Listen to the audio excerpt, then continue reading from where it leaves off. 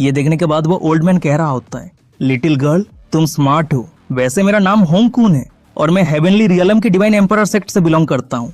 तो मॉर्टल कल्चरेटर को हमारे सामने घुटने टेकना ही होगा। वैसे तुम फिनिक्स ब्लड लाइन पॉजेस करके रखती हो, तो इसलिए हम तुम्हें हमारे साथ लेके जाएंगे। ह्यूनर कह रही होती है, मुझे लेके जाओगे? तुम सभी को किसने अधिकार दिया है?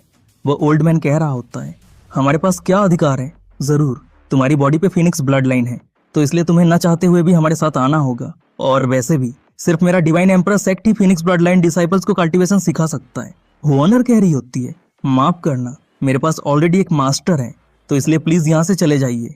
ह्यूनर की बातों पर साथ देते हुए उसके डैड कह रहे होते हैं, एकदम सही, मेरी डॉटर के पास ऑलरेडी मास्टर है, प्लीज आप सभी यहाँ से चले जाइए। पर वह ओल्ड मैन अपना पावरफुल ऑरा रिलीज करते हुए कह रहा होता है, तुम्हारी हिम्मत कैसे हुई मना करने की? तुम्हारे पास मास्टर है तो क्या हुआ? इस तरह की छोटी सी जगह पे तुमने जन्म लिया है, तो तुम्हारे मास्टर कितने पावरफुल होंगे? वह तो सिर्फ एक कुएं का मेंढक है।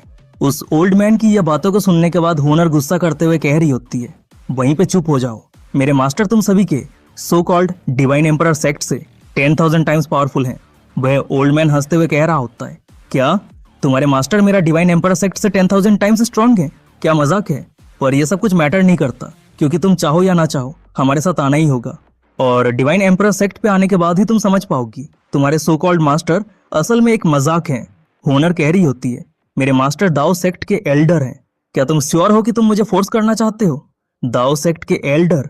अगर वह दाओ सेक्ट के सेक्ट मास्टर होते तब भी वह हमारा कुछ नहीं उखाड़ सकते। ये कहते हुए वह तीनों अपने स्पिरिचुअल हैंड से ह्यूनर को पकड़कर वहां से लेकर जाने लगते हैं। वह तीनों कुछ ही मीटर गए होते हैं, पर अचानक से उन तीनों के सामने बिजलियां कड़कते हुए ह्यूनर का थंडरबर्ड आ जाता है। ये देखने के बाद उन तीनों में से एक आदमी कह रहा होता है, एक सी ट्रांसफॉर्मेशन रियल्म बीस्ट मेरे सामने एरोगेंटली एक्ट करने की हिम्मत करता है। ये कहते हुए वह एक पावरफुल अटैक करके थंडरबर्ड को घायल कर देता है, जिसके कारण वह थंडरबर्ड सीधा जमीन पर जाकर गिरता है। सामने का यह नजारा देखने के बाद ह्यूनर अपनी थंडरबर्ड से कह रही होती है, शाओचिन रुक जाओ, तुम यह तीनों को हरा नहीं पाओगे।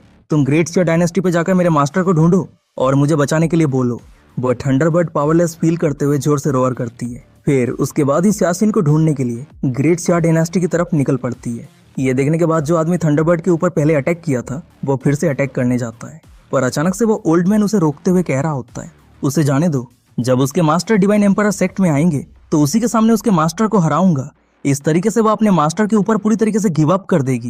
ह्यूनर कह रही होती है, जिस पल मेरे मास्टर यहाँ पहुंचेंगे उसी पल डिवाइन एम्परर सेक्ट की तबाही शुरू हो जाएगी, और उस दिन तुम सब मुझे पकड़ने की अपनी सबसे बड़ी गलती पर पछताओगे। वह ओल्ड मैन हंसते हुए कह रहा होता है, अगर ऐसी बात है तो मैं उस समय का इंतजार करूंगा।